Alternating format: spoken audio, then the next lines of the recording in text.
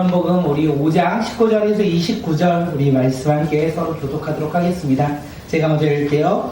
그러므로 예수께서 그들에게 이르시되 내가 진실로 진실로 너희에게 이르노니 아들이 아버지께서 하시는 일을 보지 않고는 아무것도 스스로 할 수 없나니 아버지께서 행하시는 그것을 아들도 그와 같이 행하느니라.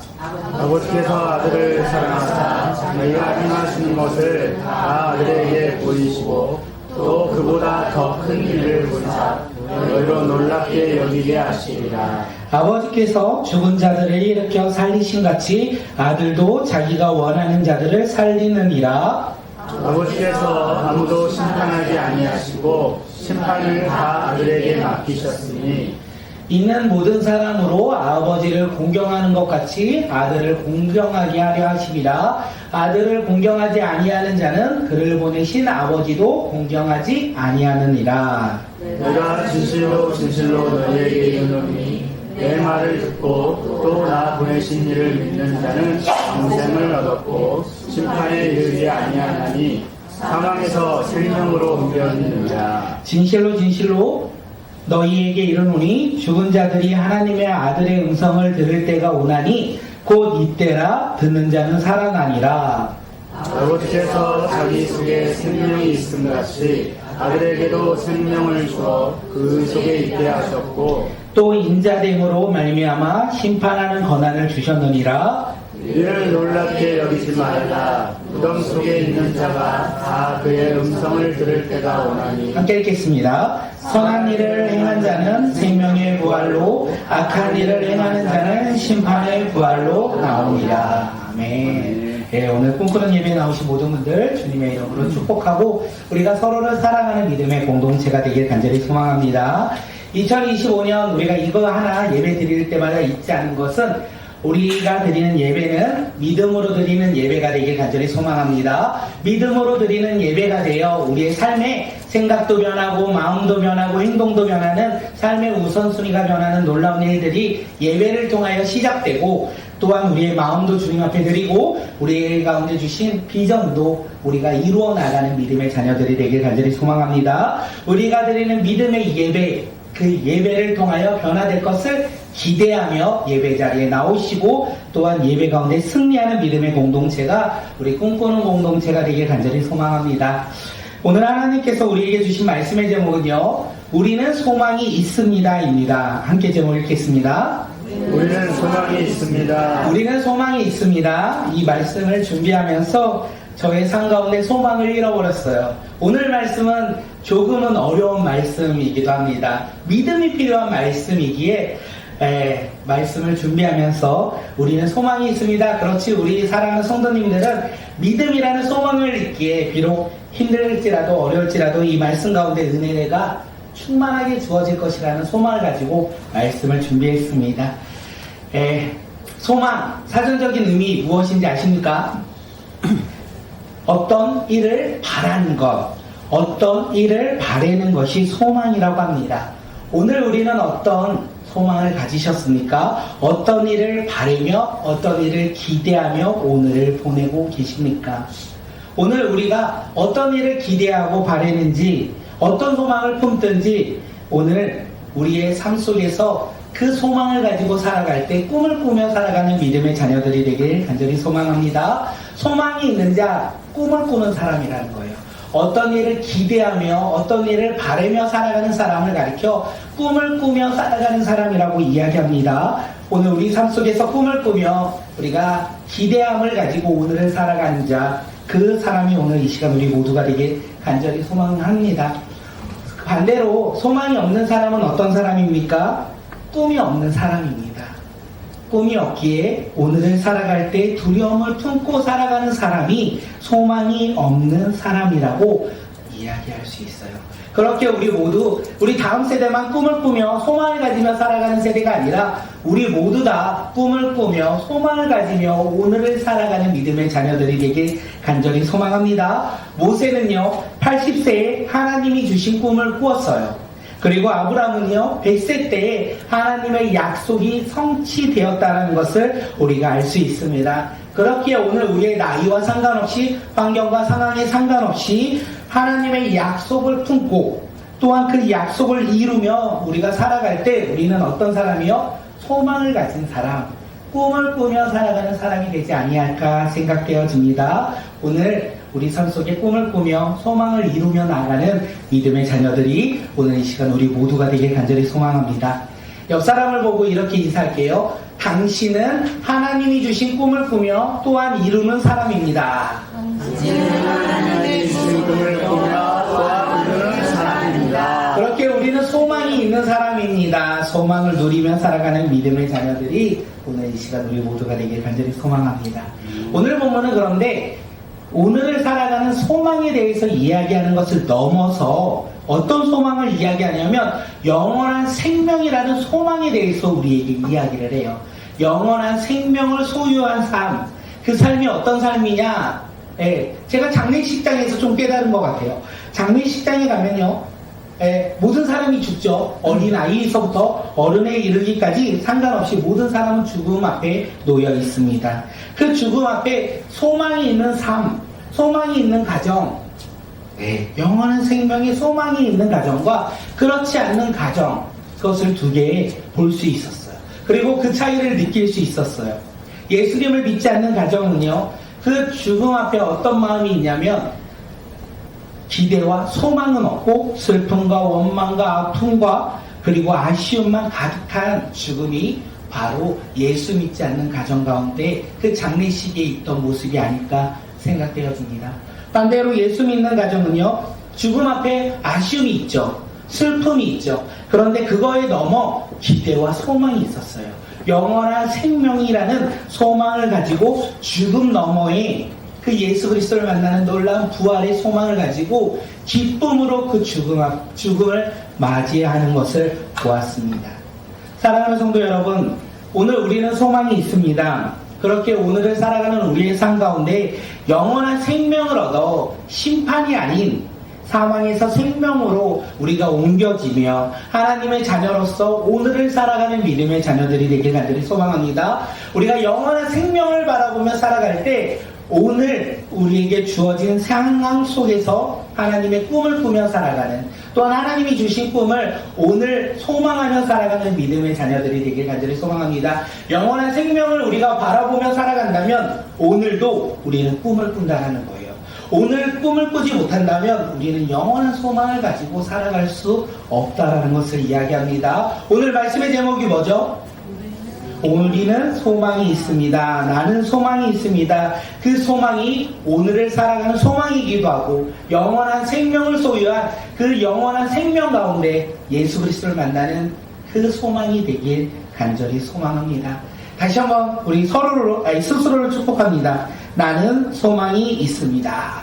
나는 소망이 있습니다. 꿈이 있습니다. 영원한 꿈을 꾸며 살아가는 믿음의 자녀들이 되길 간절히 소망합니다. 오늘 본문이 우리에게 이야기를 해요. 우리가 가져야 할 소망이 무엇인지 오늘 본문은 이야기해요. 우리가 품어야 할 소망이 무엇인지 본문은 이야기합니다. 우리가 본문에서 말하는 소망, 그것이 과연 무엇인지 오늘 말씀을 통하여 함께 나누는 시간 갖도록 하겠습니다. 5장에서는요 계속 이야기가 되죠. 은혜의 집, 치료의 집, 자비의 집, 베데스다에서 예수님께서 안식일에 38년 된 병자를 고치셨어요. 그리고 그에게 뭐라고 합니까? 일어나 자리를 들고 옮겨 걸어가라, 이렇게 말씀하셨습니다. 이로 인하여 안식일에 유대인의 율법과 전통을 지키지 않는다고 해서 종교 지도자들이 예수님을 어떻게 하고자 합니까? 박해하고자 해요. 그래서 그들이 예수님을 만납니다. 종교 지도자들이 안식일을 지키지 않는 예수님을 만나서 박해하고자 할 때 예수님이요 그들에게 말씀하시죠. 하나님과 나는 하나다. 하나님은 내 아버지다. 이렇게 말씀하셨어요. 그 말씀으로 말미암아 이 종교 지도자들은요 율법을 지키지 않고 전통을 지키지 않는 예수님을 박해하고자 했지만 나는 하나님과 하나다. 하나님은 내 아버지다라는 말씀을 듣고 어떻게 합니까? 이제는 신인을 못 얻겠다, 하나님을 못 얻겠다라는 이유로 예수님을 죽이고자 하는 상황에까지 이르게 되었습니다. 그리고 오늘 본문이 시작되는 거예요. 예수님이 그런 상황 속에서 자신의 목숨을 지키고자 도망치지 아니하셨어요. 그리고 종교 지도자들을 두려워하지 아니하셨어요. 그리고 그들에게 이야기하시죠. 안식일의 진정한 주인은 하나님이다. 안식일의 진정한 주인은 율법과 전통이 아니라 하나님이라 이렇게 말씀하시며 나는 하나님의 아들이다 이렇게 말씀하시는 거예요. 우리 19절 말씀 함께 읽겠습니다. 19절이요. 함께 읽겠습니다. 시작. 그러므로 예수께서 그들에게 이르시되 내가 진실로 진실로 너희에게 이르노니 아들이 아버지께서 하시는 일을 보지 않고는 아무것도 스스로 할 수 없나니 아버지께서 행하시는 그것을 아들도 그와 같이 행하느니라. 오늘 본문 19절에서 29절까지는요. 예수님께서 종교 지도자들에게 이야기하시는데 진실로 진실로 반복해서 3번 이야기합니다. 오늘 우리가 이 3가지를 가지고 이야기할 텐데 아들은 아버지께서 하시는 일을 보지 않고는 스스로 할 수 있는 일이 없다. 아버지가 행하는 일을 아들이 행한다라고 말씀하셨어요. 하나님의 아들이신 예수님께서는 스스로 할 수 있는 일이 없다. 그래서 자기가 하는 일은 하나님이 행하시는 일을 동일하게 하셨다라고 19절에서 우리에게 이야기하는 거예요. 안식일에 병든 자를 고치는 거, 안식일에 자리를 들고 옮기는 거, 안식일의 주인이신 하나님의 선하신 일이기에 예수님께서 그 일을 행하셨다. 예수님께서 선한 일을 행하셨다. 19절에서는 그것을 이야기합니다. 그런데 그것을 이야기하는 것으로 끝나는 것이 아니라 예수님이 그들에게 말씀하시죠. 그보다 더 큰 일을 보일 것이다. 그보다 더 큰 일을 보일 것이다. 너희가 놀랍게 여기지 말라. 이렇게 말씀하세요. 안식일에 병든 자를 고치고 안식일에 병든 자를 고친 후 자리를 들고 옮겨라 라고 말씀하신 것보다 더 큰 일을 행하실 것이다 라고 예수님께서 말씀하시는 거예요. 더 큰 일이 무엇입니까? 오늘 우리가 읽었던 본문에서 뭐라고 하냐면 아버지께서 죽은 자를 살리신 것처럼 아들도 자기가 원하는 자를 살릴 것이다 이렇게 말씀하셨어요. 그렇죠. 하나님께서 죽은 자를 살리신 것처럼 하나님의 아들이신 예수님도 죽은 자를 살리십니다. 예, 나사로가 죽었을 때 살리셨고 야이로의 딸이 죽었을 때 살리셨어요. 그런데 예수님의 살리시는 생명은 소수의 한두 사람이 아니라 세상 모든 사람을 살리신다는 거예요. 죄로 인해 죽을 수밖에 없는 이 사람들을 예수님께서 모두 다 살리신다는 것을 이야기하는 거예요. 예수님께서 모든 사람들을 살리시는 이유 왜 그렇습니까? 22절에서 우리에게 이야기합니다. 우리 22절 함께 읽을까요? 함께 읽겠습니다. 시작. 심판을 다 아들에게 맡기셨으니 아버지께서는 아무도 심판을 하지 아니하시고 심판을 누구에게 맡기셨다고요? 아들에게 맡기셨다라는 거예요. 사람의 심판은 이제 하나님의 행하심이 아니라 누구의 역할로 변화되었다고요? 하나님의 아들 예수 그리스도에게 변화되었고 예수 그리스도의 책임과 역할이 주어졌다는 것을 이야기합니다. 예수님은 종교 지도자들에게 이야기하는 거예요. 안식일을 지키는 거, 안식일을 행하는 것보다 더 큰 일이 있는데 심판이 누구에게 주어졌다? 나에게 주어졌다. 심판이 나에게 주어졌다라고 이야기하는 거예요. 죽은 사람을 살릴 능력과 권한이 누구에게 주어졌다? 나에게 주어졌다. 예수님께서 이 얘기를 하시는 거예요. 이 이야기를 들은 종교 지도자들은요, 어떤 마음이 들었을까요? 안식일을 어기는 것을 넘어 지금 하나님의 능력과 권한이 자기에게 주어졌다라는 이야기, 그 이야기를 들으며 신성모독이라는 확증을 가지고 예수님의 이야기를 들으면 들을수록 미친 사람이 저기 있구나. 갈릴리의 한 가난한 이 목수의 아들, 그가 지금 우리 가운데 이해할 수 없는 말을 행하는구나. 그를 죽여야겠구나 라는 마음이 들지 않았겠습니까? 오늘 본문에서 우리에게 이야기하는 것은 무엇입니까? 심판은 예수님께 있다는 거예요. 심판은 하나님께 있는 것이 아니라 예수님께 있다는 것을 우리에게 이야기합니다.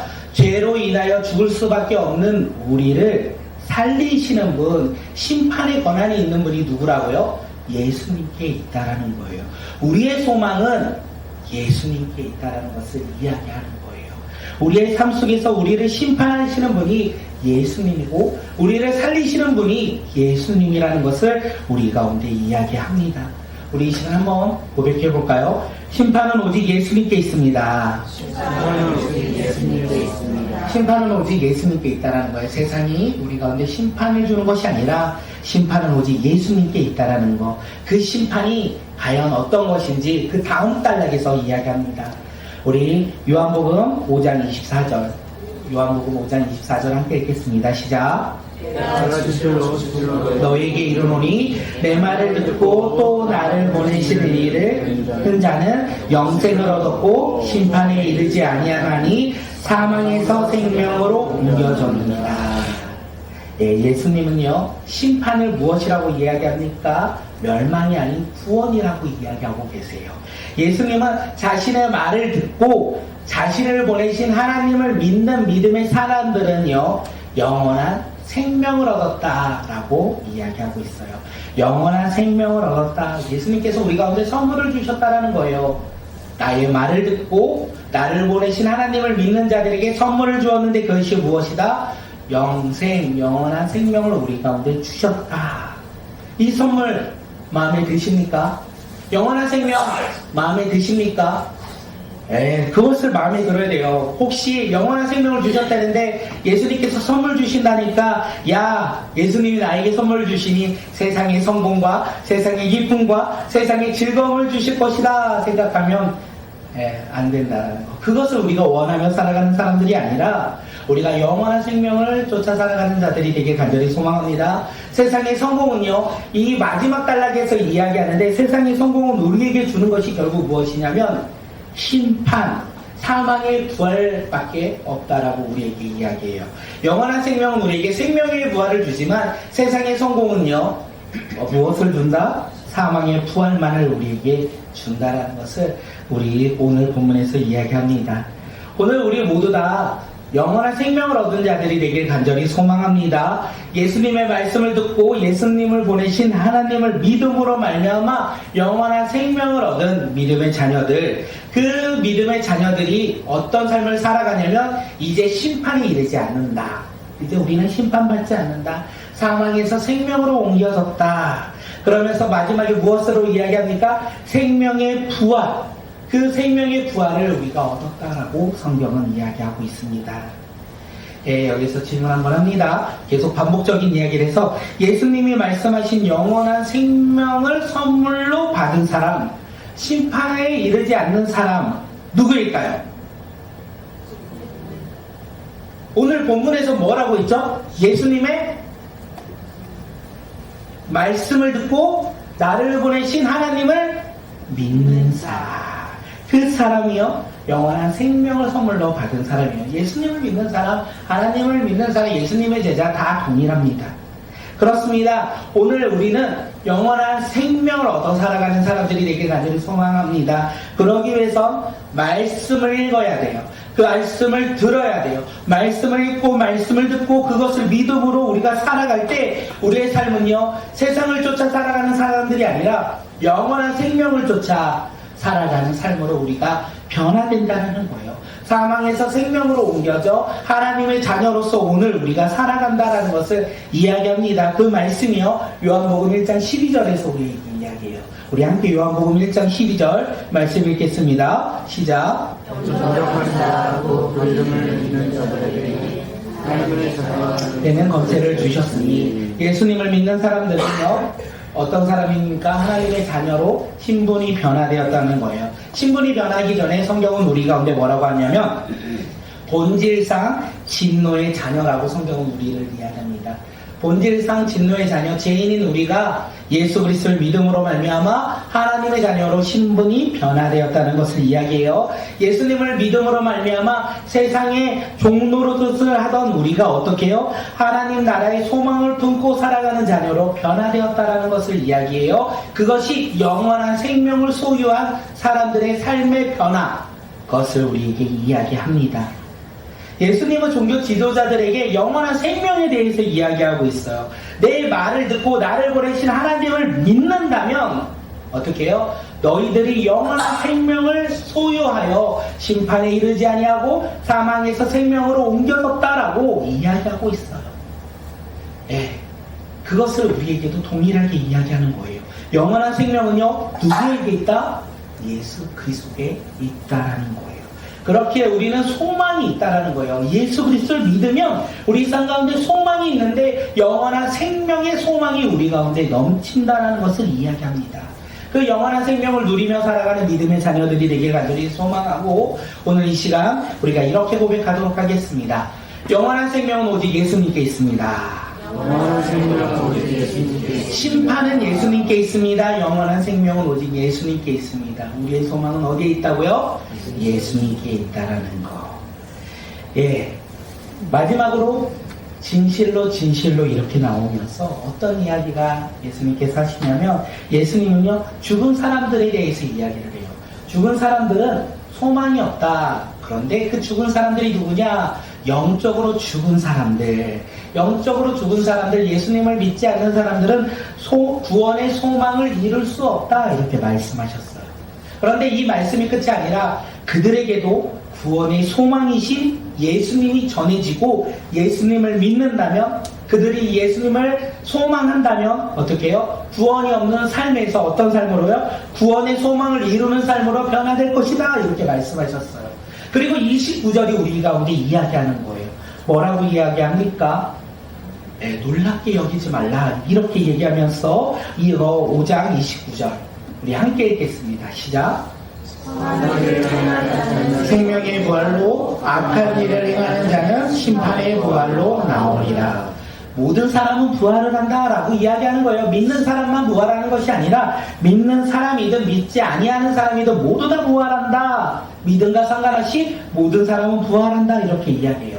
그런데 그 부활의 차이에 대해서 예수님이 말씀하시는 거예요. 선한 일을 행하는 자는 생명의 부활로, 악한 일을 행하는 자는 심판의 부활로 모두 다 부활할 것이다 라고 말씀하신 거예요. 예수님이 말씀하신 부활의 때 선한 일과 악한 일 이렇게 구별하셨습니다. 선한 일과 악한 일로 구별하여 어떻게 해요? 생명의 부활 그리고 심판의 부활로 나뉘어졌다라고 말씀하시는 거예요. 이 부활의 이 선한 일과 악한 일의 기준은요, 세상의 도덕적인 기준이 아닌 것 같습니다. 어떤 기준으로 이것을 나눴냐? 예수님을 믿는 믿음으로 선한 일을 행하는 자, 악한 일을 행하는 자. 예수 그리스도를 믿는다면 선한 일을 행하는 자로서 생명의 부활이 있고, 예수 그리스도를 믿지 않는다면 악한 일을 행함으로 말미암아 죽음의 부활이 있다, 심판의 부활이 있다. 이렇게 예수님은 이 선한 일과 악한 일을 예수님을 믿는 기준으로 말씀해 주셨다는 거예요. 오늘 우리 삶 가운데 예수 그리스도를 믿음으로 우리가 살아간다면 우리는 어떤 부활이 있다라고요? 생명의 부활이 있다라는 거예요. 영원한 생명을 소유하여 살아가는 삶으로 우리가 부활한다라는 것을 이야기하고, 우리가 예수 그리스도를 믿지 않는다면 우리는 심판의 부활로 살아가는 어리석은 존재다. 이렇게 예수님께서 우리 가운데 말씀하신 거예요. 오늘 말씀의 제목이 무엇입니까? 우리는 소망이 있습니다. 우리는 소망이 있습니다. 우리의 소망은 세상의 것에 소망을 두고 살아가는 사람들이 아니라 기준이 있죠. 어떤 기준이요? 예수 그리스도. 우리의 소망은요, 예수 그리스도 안에 있는 소망이라는 거예요. 예수님을 믿는 소망이라는 거예요. 우리가 예수님을 믿는 그 믿음 가운데 살아갈 때 우리는 심판받지 아니하고 영원한 생명을 얻어 생명의 부활을 우리가 누리며 살아가는 존재로 변화된다는 것을 이야기합니다. 제가 서론에서도 말씀드렸어요. 예수님을 믿는 믿음의 가정의 장례식은 슬픔과 아픔은 있지만 그거에 넘어 기대와 소망이 있다라고 말씀드렸습니다. 그렇습니다. 예수님을 믿으면 영원한 생명이 있기에 그 죽음 앞에 좌절하고 절망하고도 아파하는 것이 아니라 그 죽음에 넘어 기대와 소망을 가지고 살아가는 삶이 바로 소망이 있는 삶이 아닐까 생각되어집니다. 그 삶을 살아가는 믿음의 자녀들이 오늘 이 시간 우리 모두가 되길 간절히 소망합니다. 예수님은요, 안식일에 병든 자를 고치셨어요. 그리고 놀라운 일들을 행하셨다라는 거예요. 그 모습을 보고 종교 지도자들은 이야기해요. 세상의 율법과 세상의 전통으로 예수님의 행하심이 잘못됐다라고 이야기합니다. 그들에게 예수님이 말씀하시죠. 소망이 있는 자, 기적을 누리는 자, 그 자가 누구다? 예수 그리스도, 나를, 하나님의 아들이신 나를 믿는 자, 곧 영원한 생명을 얻어 사망에서 생명으로 옮겨져 영원한 소망을 가지고 살아갈 것이다. 이렇게 말씀해 주시는 거예요. 오늘 우리는 이 말씀을 듣고 어떻게 반응하시겠습니까? 예수님의 말씀, 나에게 주시는 선물 영원한 소망인데, 영원한 생명인데, 그것보다 세상의 성공을 바라보며 우리가 종교 지도자들처럼 우리의 생각의 범위와 생각의 소유를 가지고 오늘 살아가는 그 삶을 살아갈지, 아니면 예수 그리스도를 믿음으로 말미암아 영원한 생명을 얻어 하나님 나라 가운데 소망을 가지고 살아갈지, 우리의 삶의 모습이 어떤 모습으로 나아가야 할지 우리가 이 시간 결단했으면 좋겠습니다. 우리에는 소망이 있어요. 세상의 소망이 아닌 예수 그리스도의 소망이 있습니다. 이 땅 가운데 소망이 아닌 영원한 소망이 있다는 것, 그것을 우리가 깨닫고 누리며 살아가는 믿음의 자녀들이 되길 간절히 소망합니다. 다음 주에 우리가 함께 나눌 말씀은 무엇이냐면, 이렇게 소망에 대해서 예수님께서 말씀하시지만 믿지 아니한다는 거예요. 네. 오늘 우리의 삶 가운데 이 소망을 믿음으로 살아가는 자, 그리고 소망의 기쁨을 누리며 살아가는 주의 자녀들이 되길 간절히 소망합니다. 우리는 소망이 있습니다. 영원한 생명을 소유한 소망이 있고, 오늘을 살아가는 하나님이 주신 그 소망을, 꿈을 바라보며 살아가는 믿음의 자녀들이 오늘 이 시간 우리 모두가 되게 해달라고 함께 기도하며, 하나님, 이 시간에 기도하는 것으로 끝나는 것이 아니라 한 주간의 삶에서 소망을 품고 소망을 바라보며 영원한 생명 가운데 그 생명을 누리며 살아가는 믿음의 자녀들이 오늘 이 시간 우리 모두가 되게 해달라고 우리 함께 기도하며 나갑니다.